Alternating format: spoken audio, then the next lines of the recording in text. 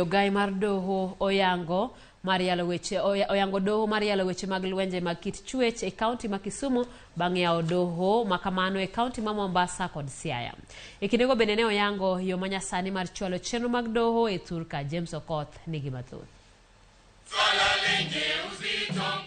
Oganda mirocho ratichgi kokalo e lwenje mag kit chwech osebedo gi pek mar yudo ratichgi kalore gi chenro mar doho e kinde mokalo e pachoka.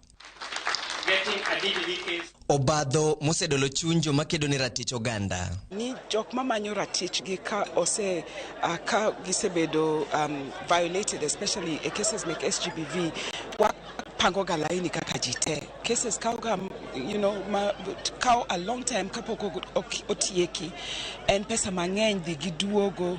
Midhiero mar luoro, wich kuot kod dhok ma itiyogo e doho, kaachiel gi pek mar luwo buchego, kinde mathoth bago joma manyo ratichgi e doho. Kata kamano, sith mar doho moyangi ni yalo buche lwenje mag kit chwech, koro igeno ni dhi kelo lokruok ni oganda duto. So kawuono, o launch gima iwawacho ni maeri koro is the third court mosebedo launched kaluwore gi Siaya to gima kwongo mane gi launch kane gintiere Mombasa.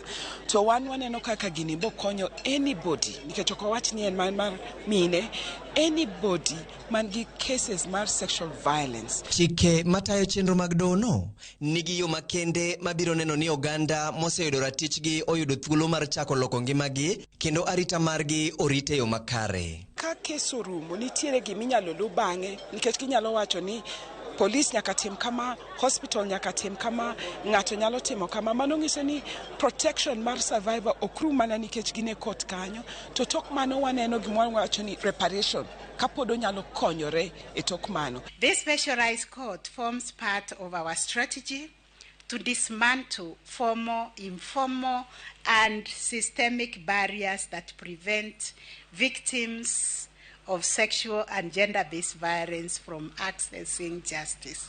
Ogai mar doho bende nosingo mar gero doho e sub-county manyakach kod mano maseme kaka yo mar chwalo chenro mag doho machiegni gi jopiny, kendo singo mar tiyo machiegni gi tend county ma Kisumu eneno ni singo no ochopo kare. We will continue working together, particularly in the area of getting land to be allocated and to develop physical infrastructure to house our courts in constituencies that do not have court stations already. We requested for land to build a court in Seme and also Nyakach. We want a court in Nyakach. We commit to continue strengthening our cooperation with the judiciary to ensure delivery remains our driving focus. And as members of the revolution family, your dream of setting up high courts in all counties are in sync. Duly launched.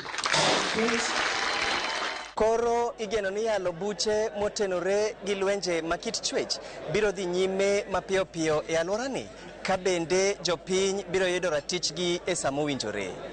James Okoth, Ramogi TV.